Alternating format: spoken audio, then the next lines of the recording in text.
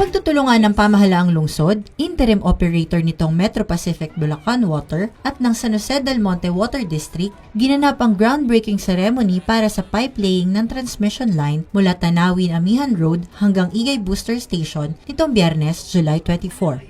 Pinangunahan ni na Mayor Florida Ate Rida Robes at Congressman Arthur Robes ang groundbreaking ceremony kasama ang mga kinatawan ng MPBW, SJDM Water District at mga miyembro ng Sangguniang Panlungsod. Sinaksihan naman ito ng ilang mga kawani ng pamahalaang lungsod sa pangunguna ni City Administrator Attorney Rizal de Mendoza, mga opisyal ng barangay na makikinabang sa proyekto at iba pang bisitang Sanoseño. Ayon kay MPBW Chief Operating Officer Roldan Pineda, inaasahang makakapagdulot ang proyekto na aabot sa 15 milyong litro ng tubig kada araw.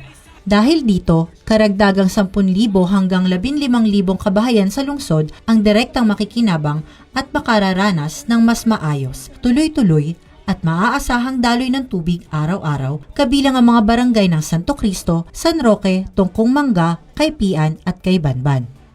Hihingi lang po kami ng paumanhin sa inyo in advance dahil po itong proyekto na ito is magkakaroon tayo ng mga konting inconveniences. No? Maghuhukay po tayo, magkakaroon tayo ng traffic, pero alam nyo, ito po ay ang bawat metrong nilalatag natin ay kaakibat nito yung mas magandang serbisyo sa tubig. Kasi ang tubig po ay hindi lang serbisyo, ito po ay pangunahing pangangailangan ng bawat tahanan. Ang atin lang pasabi na nandito yung mga barangay captains natin, sabihan yung ating mga kabarangay na hindi natin overnight magagawa itong mga problema na ito. To my beloved Sanoseños, I would like to thank you from the bottom of my heart.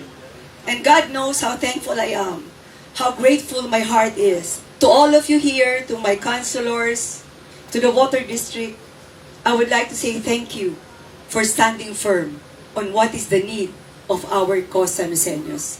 Kaya yung 3 kilometers na yun, hinati natin sa 3 team na aabutin ng 3 hanggang 4 na buwan, bawat isang team. 3 phase po ito Itong 3 kilometers ito, hinati-hati natin to 1 kilometer each at sasabay-sabayin itong gagawin.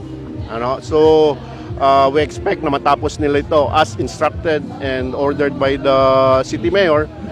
4 na buwan po, matatapos po itong proyekto. Ang proyektong ito ay bahagi ng patuloy na pagsisikap ng lokal na pamahalaan at ng katuwang nitong interim water operator na MPBW na masolusyonan ang suliranin sa tubig, mapabuti ang serbisyo at matiyak ang sapat at maaasahang supply ng tubig sa mga tahanan ng pamilyang Sanoseño.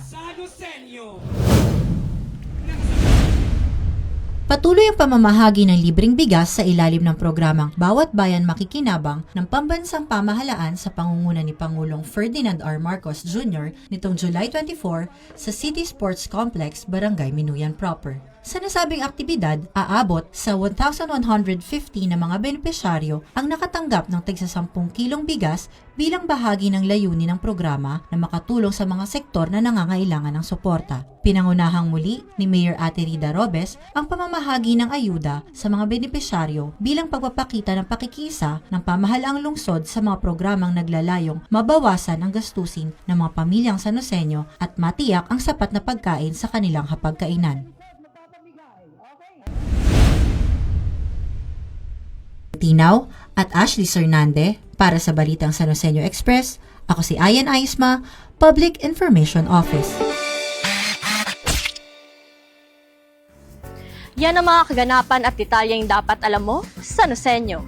Para sa napapanahong balita at impormasyon, doble aksyon at solusyon, mag-subscribe na sa mga official social media pages ng Pamahalaang Lungsod ng San Jose del Monte, Bulacan. Maraming salamat! Arya Sanoseño.